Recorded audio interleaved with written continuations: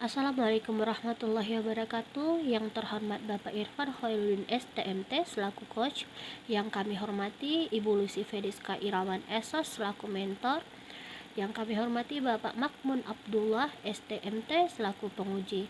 Terima kasih atas waktu yang telah diberikan.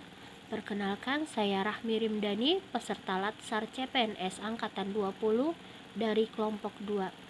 Saat ini saya menjabat sebagai pengadministrasi umum di KPU Kabupaten Kerinci. Pada kesempatan kali ini saya akan menyampaikan rancangan aktualisasi dengan judul Digitalisasi Pengelolaan Arsip Surat Masuk dan Surat Keluar melalui penyimpanan dengan Google Formulir. Adapun pengambilan judul rancangan aktualisasi ini dilatar belakangi oleh 1. Undang-Undang Nomor 5 Tahun 2014 tentang ASN, di mana ASN wajib laksanakan latsar untuk membangun integritas moral, kejujuran, semangat dan motivasi nasionalisme, memperkuat profesionalisme serta kompetensi bidang. 2. Instruksi Presiden Nomor 3 Tahun 2003 tentang Kebijakan Strategi Nasional Pengembangan E-Government, di mana pemerintah harus mampu memanfaatkan kemajuan teknologi informasi untuk menciptakan kemampuan mengolah, menyalurkan, dan mendistribusikan informasi pelayanan publik. 3. Undang-Undang Nomor 43 Tahun 2009 tentang Kearsipan, bahwa penyelenggaraan kearsipan adalah seluruh kegiatan meliputi kebijakan, pembinaan dan pengelolaan arsip dalam suatu sistem kearsipan yang didukung oleh SDM, sarana dan prasarana, serta sumber daya lain. Di pasal 3 dijelaskan bahwa manajemen kearsipan digunakan untuk menjamin keselamatan dan keamanan arsip sebagai bukti pertanggungjawaban dalam kehidupan bermasyarakat, berbangsa, dan bernegara. Peraturan Kepala Arsip Nasional Republik Indonesia Nomor 6 Tahun 2021 tentang arsip elektronik. Yang dimaksud arsip elektronik adalah arsip yang dibuat, diterima, dan disimpan dalam format elektronik. Dengan adanya kebijakan Kepala Arsip Nasional Republik Indonesia dan instruksi Presiden tersebut, institusi pemerintah dituntut untuk dapat memanfaatkan teknologi sebagai media manajemen kearsipan. KPU Kabupaten Kerinci sebagai salah satu institusi pemerintah mau tidak mau juga harus menerapkan manajemen kearsipan berbasis teknologi ini. Namun yang terjadi saat ini di KPU Kabupaten Kerinci masih belum optimal dalam pemanfaatan komputer sebagai sarana penyimpanan elektronik. Hal ini dibuktikan dengan belum rapinya tata penyimpanan arsip elektronik. Arsip surat yang sudah di-scan tidak dikelompokkan berdasarkan jenis surat, serta institusi pengirim surat, sehingga surat sulit ditemukan dalam waktu yang cepat ketika dibutuhkan, utamanya apabila fisik surat rusak atau hilang. Berdasarkan latar belakang di atas, penulis membuat rancangan aktualisasi dengan judul Digitalisasi Pengelolaan Arsip Surat Masuk dan Surat Keluar melalui Penyimpanan dengan Google Formulir. KPU Kabupaten Kerinci beralamat di Jalan R.E. Marta Dinata, Desa Tanjung Mudo, Kecamatan Sitinjau Laut, Kabupaten Kerinci.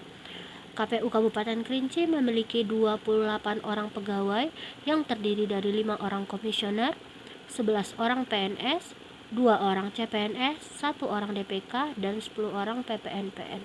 Berikut adalah visi misi, nilai dan tujuan organisasi KPU Kabupaten Kerinci. Visi, misi dan nilai serta tujuan KPU Kabupaten Kerinci merujuk kepada visi misi, nilai dan tujuan dari KPU Republik Indonesia.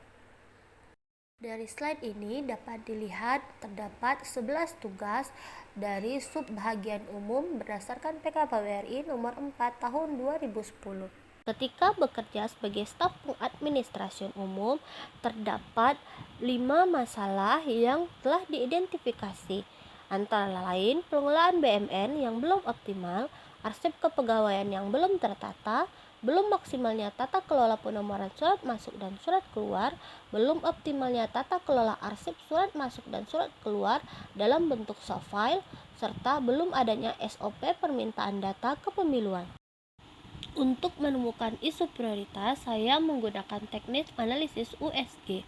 Dari analisis USG yang dilakukan, isu belum optimal tata kelola arsip surat masuk dan surat keluar dalam bentuk soft file mendapatkan nilai tertinggi, sehingga isu tersebutlah yang akan saya jadikan sebagai isu utama.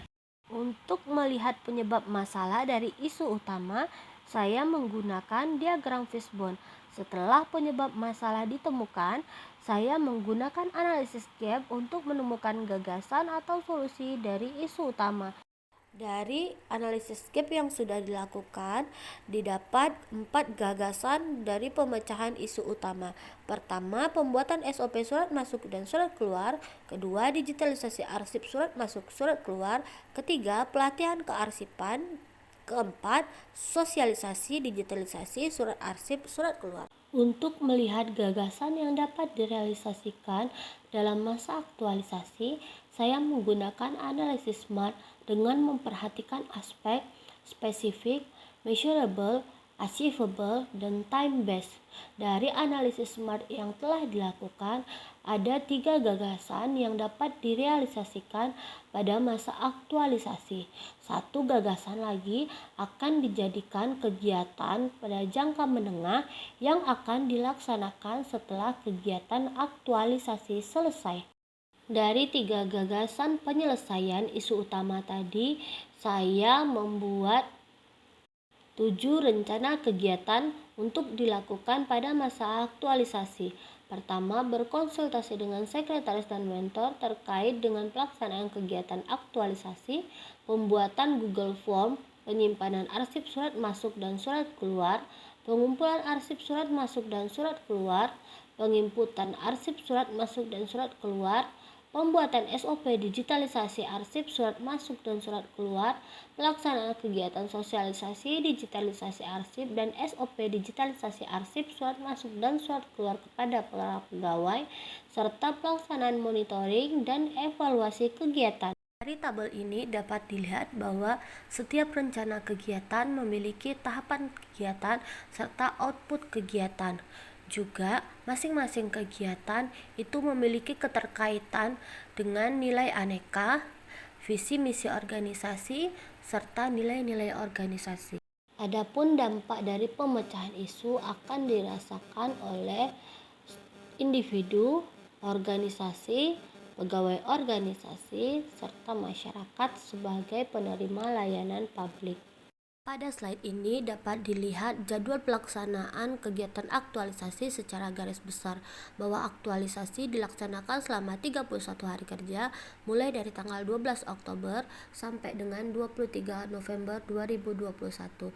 Pada slide ini juga dapat terlihat bahwa setiap rencana kegiatan telah memiliki jadwalnya masing-masing yang disesuaikan dengan jumlah hari kerja pelaksanaan aktualisasi. Berikut ini adalah slide mengenai materi kegiatan serta milestone kegiatan yang memuat kegiatan jangka pendek, kegiatan jangka menengah, dan kegiatan jangka panjang. Adapun stakeholder yang terlibat dalam pemecahan isu antara lain: 1. Sekretaris KPU Kabupaten Kerinci berperan memberikan pendapat dan persetujuan. 2. Mentor berperan menyampaikan pendapat, masukan, serta saran. 3. Peserta latsar berperan sebagai penanggung jawab penyelesaian isu. 4. Pegawai KPU Kabupaten Kerinci berperan sebagai pendukung pemecahan isu dan merasakan manfaat dari penyelesaian isu. 5. Masyarakat berperan merasakan manfaat dari penyelesaian isu. Memastikan kelancaran kegiatan aktualisasi, saya telah membuat kendala dan antisipasi dari masing-masing kegiatan. Dalam slide ini dapat dilihat masing-masing kegiatan memiliki kendala dan solusi antisipasi dari masing-masing kendala tersebut. Sekian presentasi rancangan aktualisasi saya. Terima kasih atas waktu yang telah diberikan. Assalamualaikum warahmatullahi wabarakatuh.